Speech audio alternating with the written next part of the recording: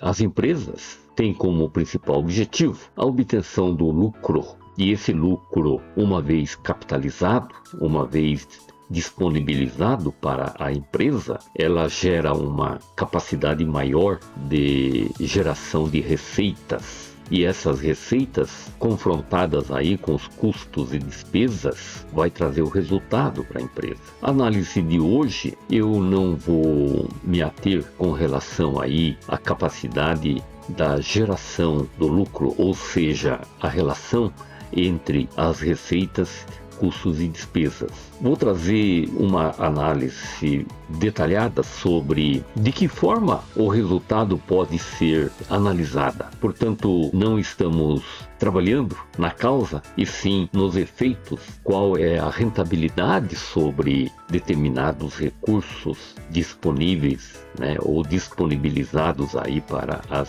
empresas.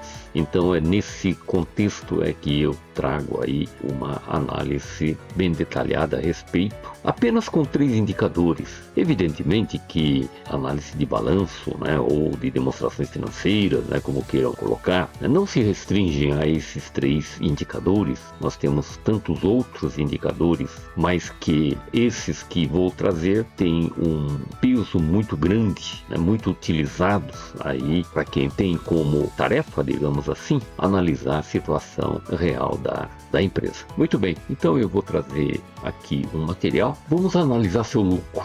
Obter lucros é um dos principais objetivos da empresa. Necessitam de lucros para reinvestir em seus negócios, como ampliação, renovação, relocalização, manutenção e entre outros tantos motivos que em geral demandam recursos financeiros.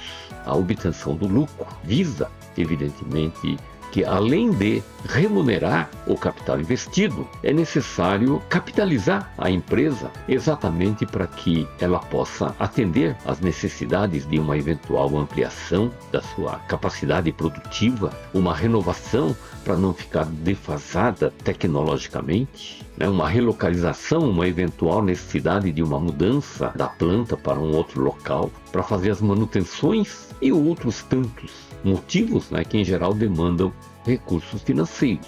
E esses recursos financeiros nada mais é do que a capitalização de seus lucros. Existem inúmeras formas de analisar o desempenho econômico. Nesse vídeo vamos nos concentrar em 3 indicadores de desempenho considerados os mais relevantes para esse tipo de análise. Temos aqui o ROA, Return on Asset, ou seja, retorno sobre o ativo. Depois nós temos ROI, que é Return on Equity, ou retorno sobre o patrimônio líquido, e a margem líquida. É claro que num contexto geral de análise e demonstrações financeiras, não podemos nos resumir a apenas esses 3 indicadores. Tem outras métricas importantes para que sejam apurados, para que num contexto geral sejam utilizados para uma análise mais apurada da situação econômica e financeira da empresa, como por exemplo, indicadores sobre capacidade de solvência ou liquidez, o endividamento, que é uma relação entre capital próprio e capital de terceiros, também a imobilização de capital, ou seja, quanto que está sendo imobilizado, ou seja, por conseguinte, por dedução, qual é a parcela que está indo lá para o capital de giro. Todas essas informações são extremamente importantes para um contexto geral de análise. É lógico que depende aí do objetivo dessa análise. Vou complementar logo em seguida. Muito bem, então nós temos o ROA, que é o retorno sobre o ativo. Ela demonstra qual é a capacidade da empresa de ser lucrativa a partir de todos os recursos disponíveis, que é o ativo total. O ROI, retorno sobre patrimônio líquido, demonstra a capacidade da empresa em oferecer retorno aos acionistas em relação ao seu capital investido. E depois a margem líquida demonstra quanto a empresa está gerando de resultado, lucro ou prejuízo em relação às suas receitas. Muito bem, então eu trouxe um exemplo hipotético para efeito de análise. Então está aqui 2 balanços patrimoniais encerrados em 31 de dezembro de X4 e X3, né? Ou 24 e 23, né? Como queira. É um exemplo hipotético, não é uma situação real. E a demonstração de resultados aí teve inclusive uma parcela significativa de distribuição de dividendos. Mas o dividendo não é o foco principal para nós aqui. ROA é o lucro líquido sobre ativo total médio, vezes 100, que aí vai apresentar em forma percentual. Então, ROA é 194 mil que divide pela média do ativo total de X3 e X4. Apresenta esse lucro, esse resultado importante de 18,45%, né? Quase 20%. Se fosse 20%, por exemplo, poderíamos afirmar que o capital investido na empresa demora 5 anos para ser totalmente ressarcido ou devolvido, tudo bem? Depois tem o ROI, lucro líquido, que divide pelo patrimônio líquido médio. Por que patrimônio líquido médio? Porque o patrimônio líquido de 879 mil, que refere-se ao exercício de 2024, esses 194 mil já está lá dentro. Não faz muito sentido, né?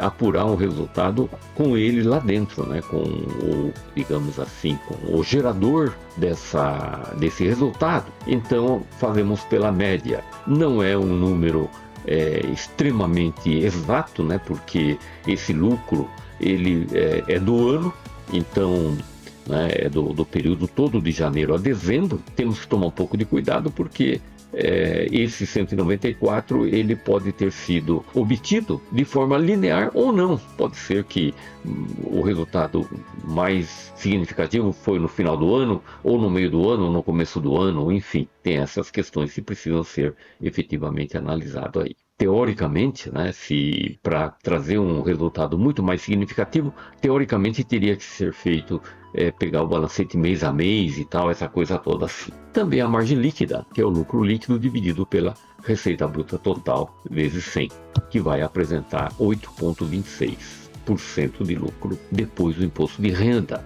É um valor, um indicador expressivo? Podemos dizer que sim, 8,5% depois dos impostos, né? É um percentual relativamente interessante. Porém, longe, por exemplo, de uma Selic, que é 15%. 15% agosto de 2025, por exemplo, né? É o mês que estou fazendo essa análise aqui. É claro que, a depender, né, como já havia colocado, né, a depender dos objetivos dessa análise, é claro que outros indicadores terão que ser feitos aí também, né, trazer aí dentro dessa cesta de indicadores para que a gente tenha lá então uma noção mais clara efetivamente do que aconteceu com aquela empresa. Eram essas as considerações técnicas que eu havia planejado trazer para vocês. Muito obrigado. Está aí a minha credencial, a forma de se comunicarem comigo, né? E as minhas redes sociais aqui, @professor Yanasi. Muito bem, pessoal, então eram essas as considerações que me cabia trazer aí para vocês em relação aí a esses 3 importantes indicadores. Como eu já disse, é claro que para efeito de análise da situação econômica financeira de uma empresa, né, não fica restrito a esses 3 indicadores. Temos outros tantos indicadores, né, como capacidade de solvência, ou seja, da liquidez geral, liquidez imediata, liquidez seca, né, liquidez, enfim, endividamento, que é uma relação entre capital de terceiro e capital próprio, imobilização do seu capital, é muito importante. Apurar o EBITDA, que nada mais é do que a capacidade operacional de gerar caixa na empresa, analisar o fluxo de caixa, como é que está sendo administrado financeiramente a empresa. Todas essas questões, né, são extremamente importantes num contexto geral para análise. Mas como eu disse, né, a análise de demonstrações financeiras, ela atende a diversos objetivos. Por exemplo, concessão de crédito, né, para a qual, por exemplo, eu trabalhei por 7, 8 anos aí analisando concessão de crédito para as empresas, né, em banco de investimento. Pode ser uma corretora que está fazendo uma análise de uma empresa para indicar aos seus clientes o momento certo para fazer compra de ações ou vendas de suas ações ou coisa parecida assim. Tem outras situações como, por exemplo, aquisição, fusão, incorporação, de outras empresas, pode ser utilizado aí pelos seus clientes para saber se o fornecedor desses clientes, né, que é essa empresa, tem uma saúde econômica e financeira saudável que vai garantir o fornecimento daquele produto ou serviço que o seu cliente está contratando. Pode ser também uma análise feita aí pelo seu concorrente para saber como é que a sua empresa está financeiramente aí no mercado. Enfim, entre essas, uma outra infinidade de situações que necessitam de uma análise mais detalhada. Futuramente eu vou trazer outros indicadores e outras questões importantes, né, sobre o enfoque da análise das demonstrações financeiras. Ok, pessoal, então era esse o contexto geral que eu queria trazer nesse vídeo. Agradeço imensamente, peço encarecidamente aí que curtam, comentem e compartilhem meus vídeos. Temos aí vídeos semanais sobre dicas de gestão empresarial, sobre análise financeira das empresas, levantamento de custo e formação de preço de vendas, a questão importante também, por exemplo, de utilização dessa ferramenta importante no mundo financeiro, matemática financeira e tantos outros assuntos que me cabem. Particularmente de formação, eu sou economista, sou contador e sou mestre em contabilidade e finanças pela Pontifícia Universidade Católica de São Paulo. Além disso, eu sou professor universitário, trabalho numa escola de negócios, aula de graduação e pós-graduação. Atuei também como perito, atuei e atuo como perito judicial contábil e assistência técnica. Até mais, obrigado.